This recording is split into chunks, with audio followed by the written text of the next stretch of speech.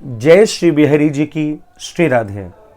आप एक नहीं अनेक बार धाम वृंदावन में आए होंगे, लेकिन कभी आपने ये विचार किया कि उसी धाम में भगवान की प्राण प्यारी श्री यमुना जी भी विराजित हैं। यमुना का अविरल दर्शन है ब्रज में। श्री यमुना जी का प्राकट्य कैसे हुआ, ये विचार करें आप। यमुना जी का प्राकट्य भगवान के हृदय से हुआ है। जब भगवान श्री किशोरी जी के साथ गोलोक में नृत्य करते हैं और श्रम के कारण जब ठाकुर जी को वो पसीना आया, तो वो पसीना जब धरा पर गिरा तो उससे यमुना का प्रादुर्भाव हुआ। तो श्री यमुना जी ठाकुर जी के हृदय से निकली हैं।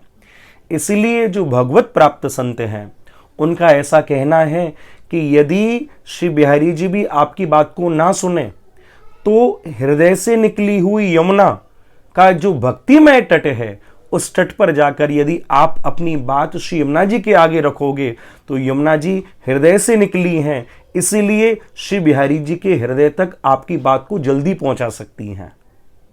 अगर बिहारी जी भी ना सुन रहे हो आपकी, तो यमुना के तट पर जाकर यमुना जी को अपनी बात आप सुनाइए और श्री यमुना जी उस बात को श्री ठाकुर जी को कहेंगी और उससे ठाकुर जी आपकी अतिशीघ्र जल्दी सुन लेंगे।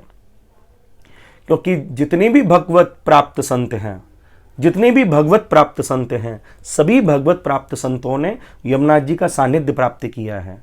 और पहले जब गुरु दीक्षा दी जाती थी तो गुरु दीक्षा से पूर्व सभी गुरुओं का यह नियम था कि पहले आप यमुना स्नान करो, बाद में तुम्हें हम गुरु दीक्षा देंगे। तो गुरु दीक्षा से भी पूर्व यमुना स्नान को कहा गया था। अष्टछाप के संत हुए, अष्टछाप के कवि कहा जाता है इन्हें, जिन्हें बल्लभाचार्य जी के 4 शिष्य हुए और उन्हीं के पुत्र विट्ठलनाथ जी, उनके भी 4 शिष्य हुए हैं। बल्लभाचार्य जी के प्रमुख 4 शिष्यों में कुम्मन दास जी, परमानंद दास जी, कृष्णदास जी और सूरदास जी हैं।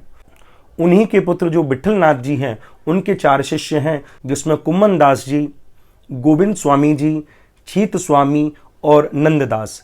इन्हें अष्टछाप के संत और अष्टछाप के कवि कहा जाता है। ये अष्टछाप के कवियों ने भी गुरु दीक्षा से पूर्व यमुना में स्नान किया और उसके बाद इन्हें गुरु दीक्षा दी गई और उस गुरु मंत्र के प्रभाव से अंत में इन्हें भगवत प्राप्ति हुई है। तो सभी जितने भी संत भगवत प्राप्त हैं, जिन्हें भगवान की प्राप्ति हुई है, उन सब ने यमुना के भक्तिमय तट पर अपनी साधना की है, वहां स्नान किया है, वहां आचमन किया है। तो यमुना जी प्रत्यक्ष हैं भैया ब्रज में। कृष्णदास के जीवन की तो बड़ी सुंदर कथा है। जतिपुरा में कृष्णदास अधिकारी नाम था इनका। जतिपुरा में श्रीनाथ जी की सेवा करते थे। एक दिन इनका किसी कारणवश इन्हें आगरा जाना पड़ा और आगरा की गलियों में इन्होंने दिव्य संगीत को सुना और जब उस संगीत की ओर आकर्षण बंधा तो वहां पहुंचे। वहां देखा एक वैश्या जो दिव्य गायन कर रही है और नृत्य भी कर रही है। उस नृत्य को देखकर हृदय में यही भाव आया कि यदि यही नृत्य मेरे श्रीनाथ जी देख लेंगे तो प्रसन्न हो जाएंगे। इस भाव से उस वैश्या के सन्मुख पहुंचे और कहा कि तुझे मेरे स्वामी के सामने नाचना है। तो उसने कहा मुझे क्या दोगे? तो उस समय कृष्णदास जी ने 100 रुपये पास थे तो उसे दे दिए। तो अब वो सोचने लगी, जो बिना नाचने पर 100 रुपये दे रहा है और नाचूंगी तो क्या देगा।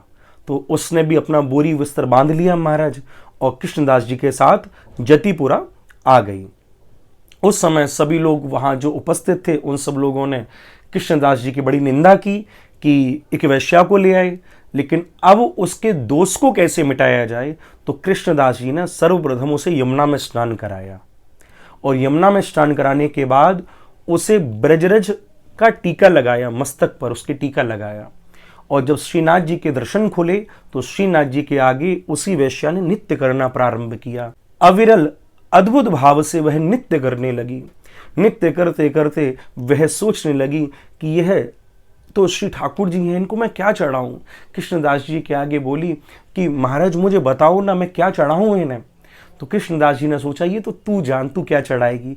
मन में विचार करने लगी, इस शरीर को कैसे चढ़ाऊं, ये शरीर तो मैं कितने लोगों को बेच चुकी हूं। इस शरीर को चढ़ा नहीं सकती, फिर क्या चढ़ाऊं? कृष्णदास जी से कहा कि आप ही बताओ ना महात्मन, मैं क्या चढ़ाऊं? तो कृष्णदास जी ने कह दिया, यदि चढ़ाना चाहती है तो अपने प्राणों को चढ़ा दे। और तब महाराज वो ऐसा नाची कि आज उसका नित्य अंतिम नित्य हो, और अंतिम नित्य में जितनी जान से नाचा जा सकता है उतनी जान से वो नाची। नाच कर जब भूमि पर गिरी तो उस समय जो लोग उपस्थित थे उन सभी ने देखा कि उसके शरीर से दिव्य ज्योत निकली, और वो ज्योत भगवान श्रीनाथ के चरणों में जाकर तल्लीन हो गई। तो ये प्रभाव है श्री यमुना जी का। ये अधम से अधम प्राणी भी यदि यमुना का स्नान करे, यमुना का पान करे, तो महाराज ये यमुना जी आपको भगवान श्री कृष्ण से मिला सकती हैं। और आप कहाँ भूल रहे हो, जब आप श्रीमद् भागवत की कथा सुनते हो और उस भागवत में जब ब्रज की गोपियों को भी श्री ठाकुर जी छोड़ जाते हैं, तो उस समय ब्रज की गोपियों ने भी पुनः पुलिन्यमागत्याः कालिंद्या कृष्ण भावनाः, तो उन ब्रज की गोपियों ने भी यमुना के तट पर जाकर अपने आंसुओं को बहाया कृष्ण याद में, कृष्ण वियोग में।